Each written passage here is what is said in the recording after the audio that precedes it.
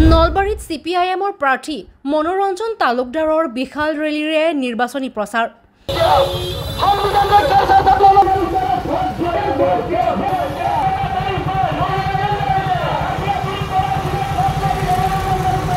কংগ্ৰেছে বিৰোধী ঐক্যৰ সিদ্ধান্ত নামানিলে ৰাইজে সিদ্ধান্ত লওক। আজি বিশাল ৰোড শ্ব'ৰে নলবাৰী চহৰত নিৰ্বাচনী ৰণডংকা বজালে CPIMৰ বৰপেটা লোকসভা সমষ্টিৰ প্ৰাৰ্থী মনোৰঞ্জন তালুকদাৰে।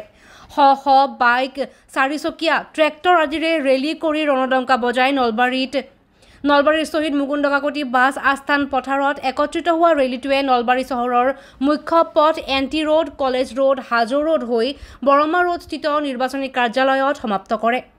আনহাতে সাংবাদিকৰে হোৱা সাক্ষাৎকাৰত প্ৰাৰ্থীগৰাকীয়ে মূলতে বৰপেটা লোকসভাত বৰপেটা আসনখন বিভিন্ন মহলে বিৰোধী ঐক্যক এক হৈ নিৰ্বাচনী খেলাৰ আহ্বানত সহমত জনাই মনোৰঞ্জন তালুকদাৰে। আমি একচুৱেলি বিৰোধী পক্ষৰ সমৰ্থিত প্ৰাৰ্থী। আমি ঐক্যমঞ্চৰ কথা কোৱা নাই, ঐক্যমঞ্চ অন্য সমষ্টিত আছে, কিন্তু বৰপেটা লোকসভাত ঐক্যমঞ্চ ভাঙি গৈছে। ভূপেন বৰাই কিয় ঐক্যমঞ্চৰ কথা কৈ আছে আমি নাজানো।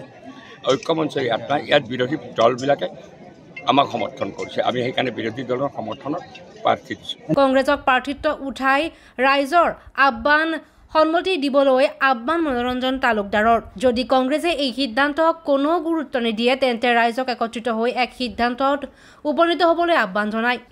দলে যদি নকৰে, কংগ্ৰেছে যদি কোনো বুজাবুজিত নাহে, ৰাইজে এটা সিদ্ধান্তত আহক, একমুখে তেওঁলোকে ঐক্যবদ্ধ হওক আৰু আমাৰ আহ্বানৰ প্ৰতি সঁহাৰি জনাই ৰাইজ একমুখী হৈছে। আনহাতে বিজেপিয়ে অগপ দলক ধ্বংস কৰাৰ বাবে এনেদৰে ফণীভূষণ হতৰ দৰে প্ৰাৰ্থীৰ হৈ উঠি পৰি লাগিছে বুলি সদৰি কৰে মনোৰঞ্জন তালুকদাৰে।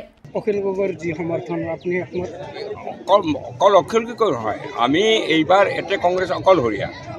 আমি সকলো দলৰ সমৰ্থন পাইছোঁ। অখিল গগৈ স্পষ্ট কৰি দিছে মনোৰঞ্জন তালুকদাৰৰ সমৰ্থন, লুৰিণজ্যোতি গগৈ স্পষ্ট কৰি দিছে মনোৰঞ্জন তালুকদাৰৰ সমৰ্থন। এতিয়া CPIML, ফৰৱাৰ্ড ব্লক, NCP সকলো দলে আমাৰ প্ৰতি সমৰ্থন আগবঢ়াইছে। অহাকালি আমাৰ সৰ্ববৃহৎ জনসভা আছে, এই নেতৃবৃন্দ উপস্থিত থাকিব। CPIMLৰ সেক্ৰেটাৰী থাকিব, CPI সেক্ৰেটাৰী থাকিব, তেওঁলোক আহিব, তেওঁলোকে মুক্তভাৱে আমাক সমৰ্থন দিছে। ভৱেশ কুমাৰ দাসৰ ৰিপৰ্ট DA 365।